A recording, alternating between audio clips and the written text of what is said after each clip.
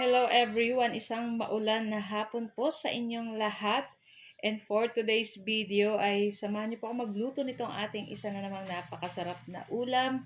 Walang iba kundi itong ating garlic buttered Sprite na pork ribs. And napakadali lang nito guys, lutuin. So tara na guys, samahan niyo po magluto and enjoy watching po. So ayan na nga itong ating pork ribs, nahugasan na natin yan.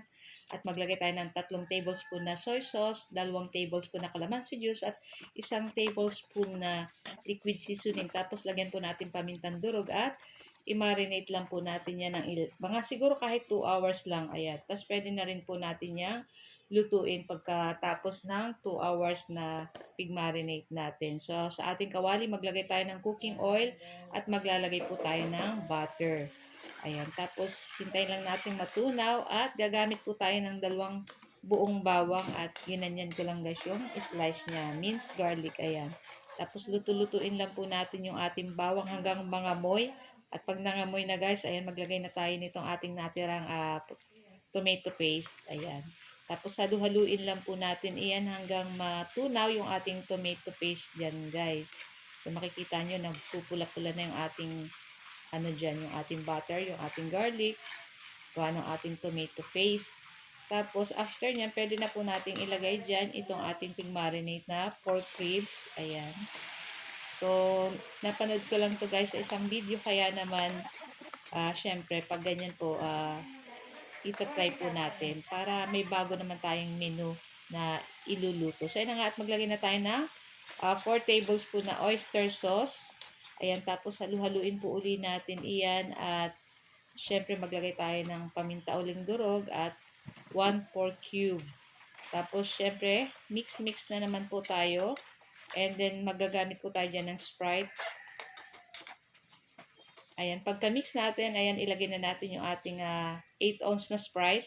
At maglagay tayo ng 2 tasang tubig at palambutin lang natin itong ating ribs dyan guys. So lulutuin lang po natin ng mga 20 to 30 minutes sa mahinang katamtamang lakas lang ng apoy. At after ilang 30 minutes, ayan guys.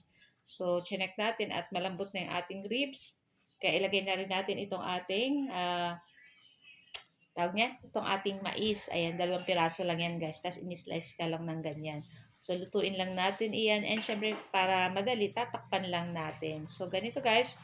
Malambot na yung ating pork ribs and yung ating mais malambot na rin guys. Sobrang sarap nito guys. Nako, itry nyo na po yung ganitong luto. And maglagay na po pala tayo dito ng ating red bell pepper. Yung ating red bell pepper may konting green kaya ayan. Tapos takpan natin and haluin lang po natin ng bahagya. Ayan, makita nyo guys, kukunti na yung sauce. Kaya itong ating ribs sobrang lambot na. And last, ilalagay natin yung ating dahon ng sibuyas. Ayan.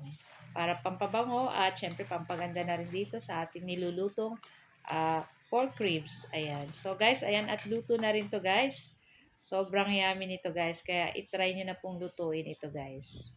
So guys, ayan, ito lang po ang ating video today at sana po ay nag-enjoy kayo. Huwag niyo po sana kalimutan mag-like, comment at pa-share po ng ating video. Tara na at kain na na! Happy time everyone! Ciao!